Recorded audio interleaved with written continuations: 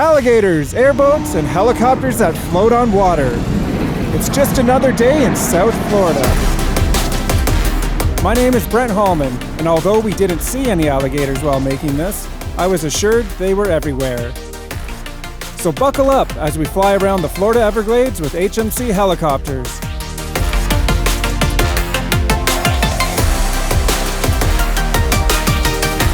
We just flew through the smoke at the top there, and that's quite fragrant.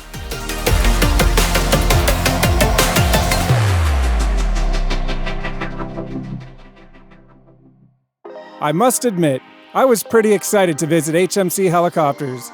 They operate a unique mix of Bell 206s and 407s and routinely fly with gigantic fixed floats so they can land on water. I mean, how cool does this helicopter look? Based at the Miami Executive Airport, HMC provides a wide range of services, including firefighting, lidar mapping, and private charters. They've even sling-loaded a live manta ray for delivery in the Bahamas.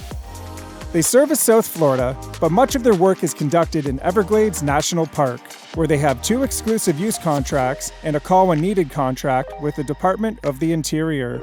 HMC also provides support for researchers from FAU and FIU universities who study and improve the health of the Everglades. Hi, Gary Freeman, HMC Helicopters. I'm one of the owners and the director of operations. Can you talk about the terrain you're flying over? I see it's kind of looks like the prairies, but there's a lot of water here as well, too. Yeah, well, this is a river of grass, basically. So we are used to being all over this place, and there's a lot of mud and a lot of grass, a lot of water, and that's the reason for the fixed floats. Fixed floats are just plain awesome, even though they produce a lot of drag and slow the helicopters way down. One of the pilots jokingly told me it was like flying with an anchor. HMC has 3 sets of these fixed floats, and they use them for about 5 months of the year, shuttling researchers around Everglades National Park. When the water recedes enough, they will switch the floats for high skids, which are taller than regular skids. The high skids are more maneuverable than fixed floats and allow the helicopters to fly a lot faster with a greater usable weight. When you're flying with floats as opposed to skids, right, what does a pilot need to be aware of? Well, it's a 300-pound, for this thing now, it's 350 pounds less usable weight. So that has a big impact on what we do and where we land, and some areas we can get into and not get into where it's easier with skid gear versus this. So this is a whole different operation. Getting people in and out while it's running, it's a lot more difficult on this because even though you're on the ground, you're still flying. Any special training required for float? Well, we have a training course that we do here because there is some unique things, starting it, stopping it, how you go about those things. So we just go out here and you actually just have to do it. You can talk about it, but it's really the hands-on experience. So. You already know my opinion, but what are your thoughts on fixed floats? We'd like to hear from you. Let us know what you think of helicopters landing on water. And make sure to like, subscribe, and share. Another highlight of our visit was our flight to a controlled burn in Everglades National Park.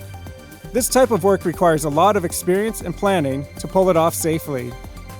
Chief Pilot Carlos took us up in one of their 407s for a unique view. So as you can see, we're high above the fire here, and there is an HMC helicopter down there. Somewhere in the smoke you can see a 407, and it will work here all day. So Carlos, what are some of the challenges of having a controlled burn like this? What are you looking out for? What are you concerned about?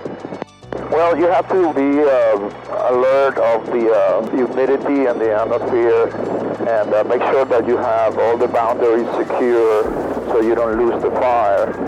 So they make a lot of preparation for the fire for days until they have the right weather, the right humidity, the right winds in order to do a successful prescribed burn. Because you don't want it to be too intense that it burns the pines, but we want it to burn underneath the pines.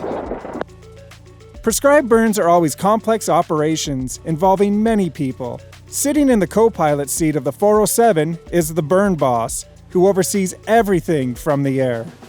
The burn boss is the one in charge of all the strategy, and he is in contact with the crews on the ground, which are several divisions, and there is a person in charge of each division that directs the orchestra in that area, and they all report to the burn boss. And what's the risk to the Everglades if you do not do these controlled burns? Oh, not good. If we leave the vegetation, go to the fuels, we call the vegetation the fuels, to go out of control, any lightning can start a wildfire that will take part of the bark. And how long has HMC been doing the controlled burns? Since we started working as a team with Everglades National Park about 20 years ago. So today we flew over a controlled burn. So we saw a helicopter flying around, there's fire on the ground, there's tons of smoke in the air, and now you affectionately call them ping pong balls, but what are these things that they drop from the helicopter? Well, we call it ping pong balls because they look like ping pong balls, but they're not a ping pong ball. It's just a plastic sphere that has permanganate inside, and then the machine, it injects another chemical inside of the ball and drop it in the ground. As those two chemical mix, they create a reaction and start a fire. So that's the way they set up the fires in areas that they don't have access to, because there are restrictions on how to drive vehicles or even use airboats in the Everglades because it's a national park. After speaking with a number of pilots at HMC, I realized just how much of a privilege it is to fly helicopters in Everglades National Park. The airspace is quiet, and you're surrounded by endless natural beauty. We go out with the researchers.